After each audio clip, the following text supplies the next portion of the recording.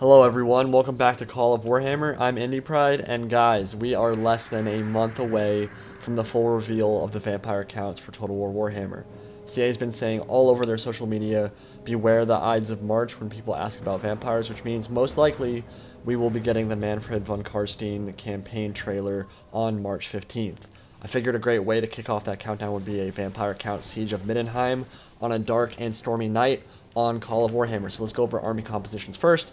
You just saw the zombies, 4 of those have actually gotten a speed buff since 1.51, some Screaming Skull catapults, and some Grave Guard. Blood Dragon Knights in the rear of the army, 4 of those, 2 HP, monstrous infantry stats, really good attack and defense values, and some Dire Wolves. I won't talk about them yet, they're going to do some crazy stuff this battle. Some Cairn Wraiths, really excited to see them in Total War Warhammer, one of my favorite units on the tabletop, especially for vampire counts. They're going to be really badass. And some Drakenhof Guard, two-handed Zweihander units, undead, of course. This is the vampire counts we're talking about, pushing the siege towers up to the walls. They aren't going to be great at making a beachhead on the walls just because they're two-handers. Their attacks are a little bit slower than normal units, and they can't get their charge off, but on the open field they can be very good. So you can see, yeah, the zombies have gotten actually a speed bonus in 1.6, and 1.51 they were very slow, but they actually shuffle a lot faster now, which is good. They were kind of useless in 1.51. I'm glad they got that speed increase, but I'm going to be playing as Middenheim, and I'm going to be defending this epically large city from a vampire count assault. So my army is going to consist of some Empire Halberdiers, 2 Witch Hunters. You can see some of them right now shooting into the Drakenhof Guard as they move up. And I've got some Tüdingen Guard, of course, and the Priests of Ulrich. That's going to be my general unit. And some more Halberdiers. Got a lot of crossbows and some handgunners up on the walls. More Witch Hunters. Halberds holding the center. I know the vampire counts are going to be able to bust through that gate relatively easily. They don't care if they lose a bunch of zombies moving up under the tower and getting some oil poured down on them. But moving back into the plaza, I've got 2 Hellstorm rocket batteries. Those are going to be really cool if I can get line of sight in the plaza. That'll be difficult. We'll see if that can happen. And of course, 2 great swords as well. And I want to hold them back in the plaza because once vampire counts break in, which they will, blood dragons will be able to get a foothold for sure. I want to be able to get a full charge bonus off with my cavalry and with my great swords. I also have inner circle knights. You saw those. And we are just going to be getting assaulted under this massive attack from the vampire count army. Bunch of undead on the field. Not the most lore-friendly army. He's actually brought a lot of elites this battle, so he doesn't have very many more. Oh god, that was a nice shot from the Screaming Skull right there. That was awesome. So he has a lot of elites, which isn't the most lore-friendly. You would normally be seeing a ton, thousands and thousands of zombies and skeletons. He's gone for more of the more elite stuff, so a lot of Blood Dragon Knights, 4 of those.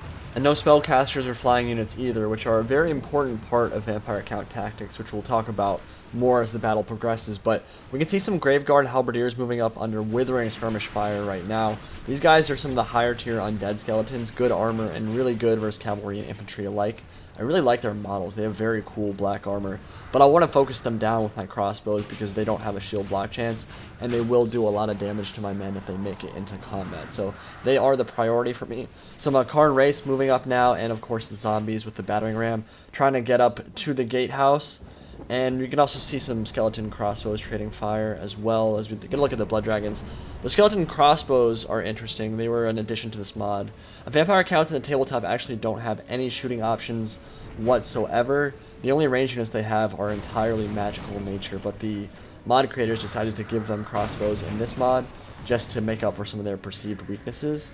But it's important to remember, and this is going to be the biggest theme of this battle, is that pretty much every undead unit on their roster, this is the same for Total War Warhammer as well, should be immune to psychology and cause fear, which means it's going to be very difficult to destroy a vampire count army because basically you can't rout them from the field. You have to kill every single one, utterly annihilate every single unit they have to the last man. So this battle, I'm going to have to kill every single guy they have on the field to win. Not going to be an easy feat at all when you're considering how many 2 HP units they have on the field. They've got a bunch of the Blood Dragons and the Cairn Wraiths as well. So they did manage to bust through the gates there. You can see some burning oil pouring down on the zombies. It's good that it's pouring down on the zombies. He doesn't want those pouring down on the Graveguard Halberdiers or on his Blood Dragons when they get into melee. So zombies first into the breach, going to try to cut through the halberds, which of course they won't be able to do because they have abysmal melee stats. But the Graveguard is going to be a bigger threat. And actually, dire wolves are starting to charge in now. You can start seeing them throw guys up into the air. And this is where things are going to get real scary because the dire wolves are going to push in, and all of a sudden when you can see stuff just get thrown up into the air. And when I was playing this, I freaked out at this point. I was like, what is happening? What is happening? What is happening? Why are my guys getting butchered like crazy out of nowhere? And it's the dire wolves. They have I don't know what their stats are in this mod. I really don't. But they interact really weird with enemy infantry units. They must have very good stats. But they literally, and I'm not even exaggerating, killed about 150 to 180 guys, halberdiers, on the charge there, charging through their own men. So the dire wolves established a really effective beachhead for this vampire count army, and I don't think that Gojira had any idea that that's how effective they were going to be, but they literally butchered my halberds at the gate there who were in halberd wall. So that was insane. We both kind of freaked out at that point. We were very confused how they did that well, but it was actually awesome to see the dire wolves do that. They are nowhere near that effective in the tabletop, I don't believe. They aren't heavy shock troops that can charge spear walls from the front. They're more like meat shields, function more like meat shields, I believe. But regardless, he is going to establish that beachhead, and that's going to be a big deal for him. It's going to push my guys back. I'm still holding the gate for now, but it made things a lot scarier because a lot of my higher tier, not my higher tier units, my halberds, which should have been able to do a lot of killing there at the gate, kind of got slaughtered. You can see just a big pile of dead bodies right there. So I have my Priests of Ulrich there, and some Tüdingen Guard trying to hold the gates as well. And now I'm going to get my Tüdingen Guard, my cavalry unit, charging in there. And they could be a big factor in this battle, charging down the streets. It is important to remember in Medieval 2 that cavalry has really hard time getting their charge bonus off when in the city. So I'm going to have to see if I can manage to get their charge bonus off. But they have a 14 charge bonus, which means they can actually kill about half of a Blood Dragon unit in a single charge, so look out for that for sure. There is about to be some frame rate dropping, so I'm going to cut that out of the video, and we're just going to move on to the next part. So yeah, we only skipped about 20 seconds right there, but there was some frame rate drops, so I just paused it and restarted the recording. So right here, witch hunters are trying to hold back this tide of Drakenhof Guard. They did kill the first unit of Drakenhof Guard that managed to summit the siege tower, but there are more right here, and they're getting ground down at this point. The 2 HP is really starting to they're starting to lose their 2 HP. They are a 2 HP unit, but Drakenhof Guard 2 units of those, that's a big ask for only, I believe, 60 witch hunters to kill. That's about 240 Drakenhof Guard to cut through, so they're going to start dying against the second unit, and I am doing my best to cut through them, but they're surrounded now, and the last of these witch hunters are going to make their brave stand, but they are going to get cut down by these undead units. So get to see some of those cool Medieval 2 animations, but the light from those witch hunters will soon go out, and the Drakenhof Guard are going to push further into the city. So in the Gatehouse, things are not going amazingly well. My Ulrich units are still doing well, Tüdingen Guard still doing well, but I am going to start pulling back a lot of my units to the central plaza because this is where I'm going to make my final stand. I wanted to keep a lot of my crossbows and stuff on the walls for as long as possible, but once he started to break through, of course, it's time to pull back and get back further into the city now. So Blood Dragon's moving up, and this is where things are going to get really bad at the Gatehouse. Feel really bad for everyone who has to hold the line here. My general's unit's doing amazing, but I think I shot a lot with my witch hunters and decided I don't want to commit them to melee yet. I can still use their range down these long streets, and I'm going to pull them out of combat as well. So I'm going to have to leave my general basically to die against the Blood Dragons and the Cairn Wraiths, which sucks, but it's just what's going to have to happen there. They're going to be able to kill a lot of guys, but with the Drakenhof Guard and all these units that have created those beachheads up on the walls, it's just time to pull back to the plaza and make my final stand there. Oh, dang it, I missed it. So, I got a really good charge off with the Tüdingen Guard into the middle of the Blood Dragon Knights. I did kill the general, which doesn't matter a whole lot against the Vampire Count armies, considering that they cannot take any morale penalties, but I did manage to kill a large chunk of the Blood Dragon Knights in that unit, and they are a 2 HP unit, and they had not seen any combat yet. So being able to kill that many Blood Dragons off a single charge from the Teutogan Guard, very important, and that's what I'm talking about. The 14 charge bonus of the Teutogans is massive, and it will cut through even 2 and 3 HP units. So I just want to do some cycle charging here, do as much damage to the Blood Dragon Knights as I possibly can before they get deeper into the city and match up against my infantry, because they're infantry killers. They will murder a lot of my lower tier units, so definitely want to do as much damage to them as possible. My Priests of Ulrich, the R. Ulrich, still holding strong against the forces of the undead, but they're going to go down soon enough. They're only going to be able to hold the gate so long, but their sacrifice will not be in vain. They've bought the time for the rest of my army to make it back to the central plaza. So Drakenhof Guard from the walls now, moving deeper into the city, and this is a mistake from Gojira.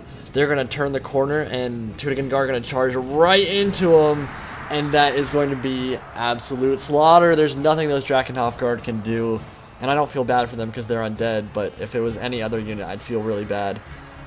They can't stand up. They cannot stand up to those two-handed cavalry hammers.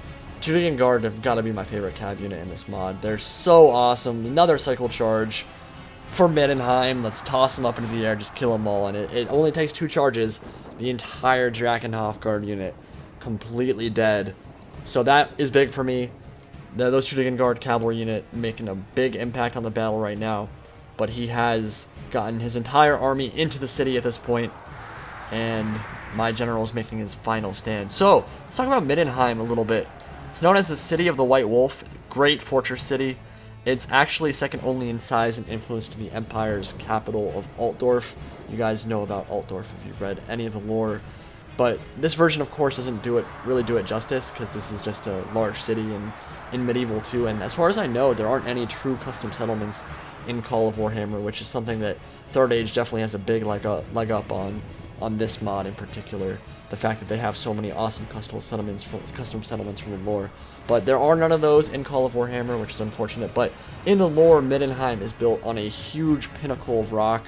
It's like 500 feet high, and it's reachable only through 4 highways that run across these very narrow bridges that are pretty easily defended. So assaulting Middenheim in the lore is a very difficult proposition, as you would expect. And I believe in the end times it's where the Empire makes its last stand with Vulcan and Karl Franz Ascendant, after he's quote-unquote killed by the Glotkin and is reincarnated as an avatar of Sigmar himself. So there's some really cool stuff in the lore about Middenheim. It is a very powerful city, like I said, very influential. But the followers of Ulrich, the war god for the Empire, actually focus a lot on hand-to-hand combat, much more so than the other provinces. So that's why the Teutogan Guard and the Knights of the White Wolf focus so much on these cavalry hammers and these brutal melee weapons. They kind of hate gunpowder units and range units. They focus much more on bringing melee troops, and Ulrich himself thinks that bringing any kind of range unit or gunpowder unit is not blasphemy, but he doesn't like it very much, basically. So that's just some little lore info, but the R. Ulrich is going to die here, the captain of Middenheim, the Elector Count. I guess you could say that was Boris Todbringer. It's not actually, but we can say it is for the purpose of this game. But yeah, so he's going to go down. That's not going to hurt me too bad, because my entire army is basically in the plaza anyway, so they're going to be unroutable. And Teutogan Guard still cycle charging into these Blood Dragon Knights. I didn't get a charge bonus off on that one. That was kind of the bug in the cities, but I'm going to get another charge here. Big boy charge into the Blood Dragon Knights. Toss up a lot of them, and look at that. They're just dropping so fast. I think it was about 30 men dead on that charge. Against a 2 HP unit, it's very important to get those kind of charges off. These charges are helping me so much, but this is going to be the last stand of the Teutogans here. They are stuck between a rock and a hard place. Blood Dragon Knight's going to swallow them up, and in between the skeleton crossbows and the Blood Dragons, there's just nowhere for them to run. So they're going to get rear charged by the Blood Dragon Knights with those two-handed Zweihandas, and they're going to get cut down and have to route through an entire army of undead units, which means none of them will be making it back to the central plaza. So yeah, they're going to route here, and as they run through the skeleton crossbows, they're just going to die. So rest in pieces, Mein Freunds. They did so much damage for me. Really awesome. Shameful way to die at the end there, but honestly, they did what I needed them to do. So at this point, I pulled everything back into the center just to organize that final defense of the plaza. Really want to organize a very good defense there because that's where I'm not going to have any morale problems at all. My guys won't be able to route. They're literally in the middle of the plaza, and that's where all units are destined to route to. I really wish that in the newer Total War games that was still a thing. I think making a last stand in a city is really awesome. I don't like that units route when they're away from the plaza. I think it's much more exciting when units get unbreakable morale when they're in the center. So we'll see if that returns in Total War Warhammer. I doubt it because they seem to be taking a lot of mechanics from Attila and Rome too. But we'll see. You can see my Inner Circle Knights right now in the center. If this was lore friendly, those would actually be Knights Panther, because the Knights Panther are actually the bodyguards of Boris Todbringer, the Elector Count of Middenheim. But I brought Knights Panther in a bunch of other battles. So decided to bring Inner Circle Knights instead, and they do look awesome. And I'm putting my Witch Hunters into a position where they can fire down these streets and get some shots as the skeleton crossbows move up. I think they're actually out of ammo at this point. Skeleton crossbow is going to be more functioning like meat shields at this point, and blocking charges so that the Blood Dragons don't get charged. So Gojira is doing a really good job flanking his Blood Dragons and his higher tier units out, kind of spreading out over the city. And I'm going to send out my Inner Circle Knights just to get a charge into the skeleton crossbows, kill some of them, and they're not going to drop their lances. Welcome to Medieval 2. Charges in cities are bugged, and look at them bugging out right there. Look at those guys go! Yeah, so he's going to be freaking out there, but going to get a couple kills on the skeleton crossbows and then pull back. And we'll see if those Inner Circle Knights can make a big impact on this game, like the Teutogan Guard. Not sure they're going to be able to, but we'll see if they can get some rear charges off once some units get tied down. Teutogan Guard going into the Blood Dragon Knights. This is going to be an epic fight right here. 2 HP melee powerhouses versus 1 HP melee powerhouses, but very high armor on the Knights of the White Wolf there. And of course, those massive two-handed Warhammers. Welcome to Warhammer. So they're going to be doing pretty well against the Blood Dragon Knights. They'll be able to stem the tide there, at least. And my Witch Hunters still firing in with their pistols. Getting some good shots off, but it's against skeleton crossbows, so not the most important unit. But going to commit my great swords to some of my other melee units, and actually I wanted to get my Witch Hunters in there because he doesn't have his Blood Dragons up into combat yet on this side, so I figured I could maybe kill them before the Blood Dragons moved up. But over on this side, more Drakenhof Guard have joined the fray, and we are going to be defending this plaza for our lives. Balance bar is in Gojira's favor right now. This is it for the Empire. This is it for the defenders of Middenheim. They're going to have to hold against some of the most powerful units in Call of Warhammer and certainly in the lore. Blood Dragon Knights from the Blood Keep. They are horrifying melee monsters. And I actually did a lore video on Blood Dragon Knights a while ago, but I can quickly recap it for those who haven't seen it. It was a while ago, I think 6 months ago or so. But they're actually the most elite vampire soldiers, masters of all forms of combat and all forms of weaponry. Their leader was Abarash, and although not much fluff is written about him, he is considered by a lot of people as the strongest fighter in the Warhammer universe. Some people think he's capable of rivaling and possibly defeating Archaon, the Ever Chosen of Chaos, so that's the level of badassery we're talking about right here. I believe he was sired by Neferata, the first vampire, but he refused to slake his thirst for blood on weak humans, and he eventually just got disgusted, fed up with the whole vampire hierarchy that was rising up in Lamia, and he left with some of his most trusted warriors and basically just roamed the entire old world for a while, only drinking from warriors or creatures that he killed that he thought were worthy of his blade. And now let's be clear, vampires are not very nice people, and they will kill and maim and do things that by our standards are considered terrible, but all things considered, in the Warhammer universe, Vlad, Von Karstein, and Abarash are 2 vampires that are really not very bad people at all.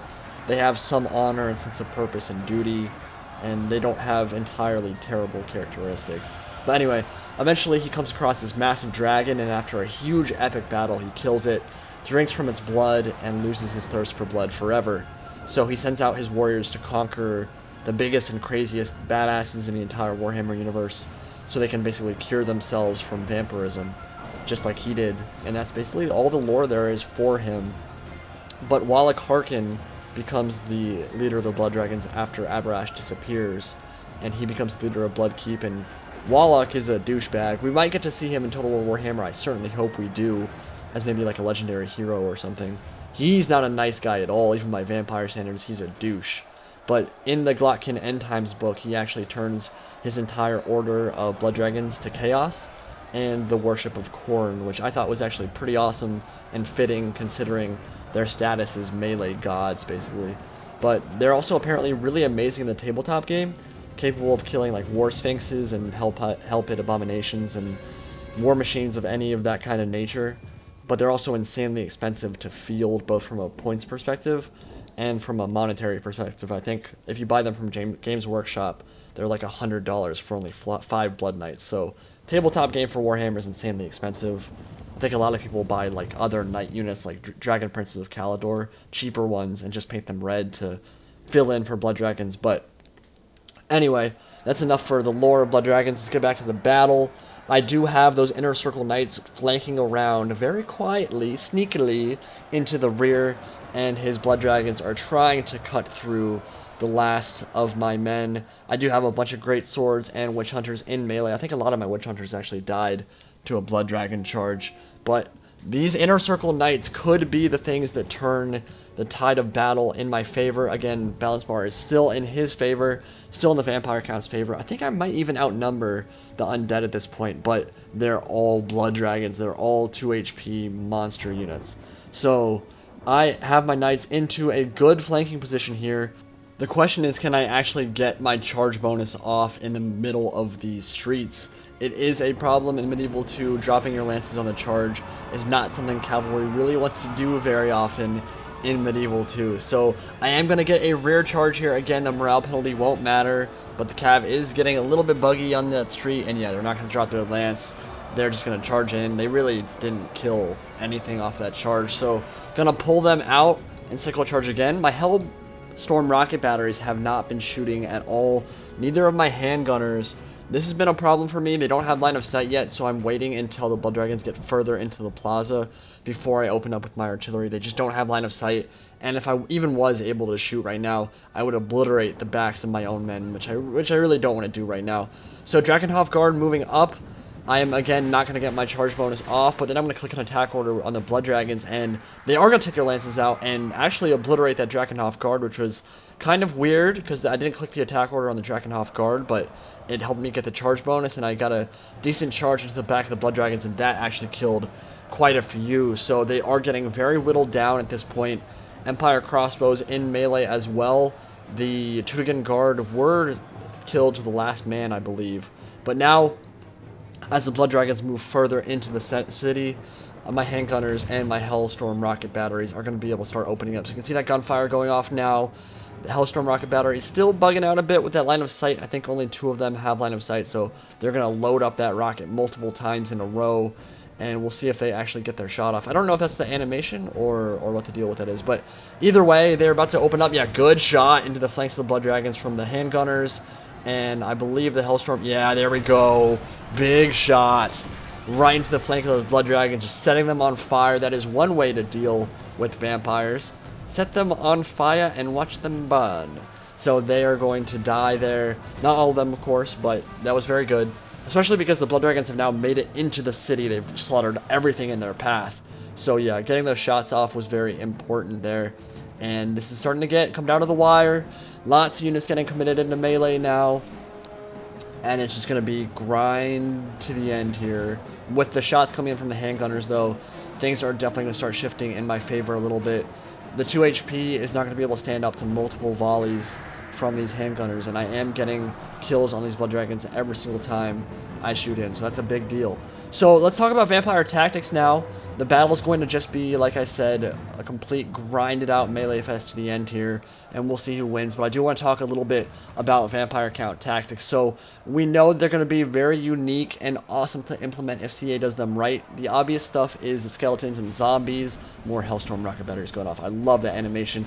Actually going to flame a bunch of my own guys there. You can see some real nasty friendly fire over there on my right flank. But the skeletons and zombies, they're going to be your tar pits and your meat shields. Tie down the enemy units, and then you'll be regenerating these units with your necromancers to keep them in the fight, or resurrecting entire dead enemy units from the ground. We don't know yet if the resurrection spells will work like a point target on the ground, where you click the ground and then skeletons or zombies come up from that point on the ground, or if that's going to be where you click on a dead enemy unit and then skeletons will rise from where that unit died. I seriously doubt that if you kill, say, dwarf warriors, their body's just going to reanimate. I think that would take way too much work, as awesome that would be, and it would also confuse newer players and probably require just too much effort to animate and get right. We are going to get to see ethereal units like spirit hosts. Those were seen in the last gameplay, the Empire gameplay. We saw hex wraiths. Those will be on the vampire count roster as heroes, I believe, and probably Cairn Wraiths as well. We're going to get to see those ethereal units walk through walls, which will be awesome in sieges. Awesome for flanking opportunities and stuff like that. Vargeists flying over walls and buildings, swooping down on archers, that kind of thing. We're going to get to see Terrorgeist and zombie dragons, of course, the mounts for the vampires, flying down from the sky to kill stuff. That will be awesome. And even being able to resurrect enemy units behind enemy lines and get rear charges off, like I just got right here with the Inner Circle Knights, being able to resurrect a dead unit from behind the enemy and then get a rear charge off, that would be really cool and be an awesome tactic you can employ that we haven't seen in Total War game before. There's just a lot of stuff. I'm very excited to see what CA does with this race. It was confirmed by Simon Mann in a recent interview. Well, it was more of a hint, but he said with certain races, your army will literally fall apart in this game without your spellcasters or legendary lords. So that sounds like they're being very true to the tabletop and lore. In the tabletop, you would lose zombies and skeletons very quickly if your necromancers died. So I fully believe that and expect that CA is going to do vampire counts justice. I'm really not worried about it at all. I think they're going to do it right, and I'm really pumped to see what they do. So I did manage to grind down the blood dragons here in the final stand in the plaza. My guys held out. Really awesome charges from the Inner Circle Knights there at the end, and my handgunners and the Hellstorm rocket batteries really made a big impact there. So again, like I said, not the most lore-friendly vampire count army.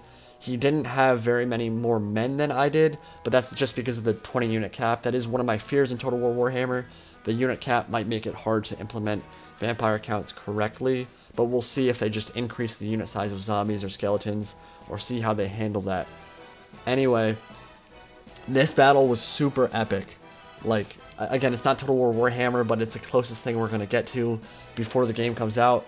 Very much looking forward to the Ides of March, March 15th. Keep your eyes open for the vampire counts. Hope you guys enjoy this battle and the commentary, and I will be doing some more Warhammer stuff before Total War Warhammer releases. Hope you guys enjoyed. See you all later.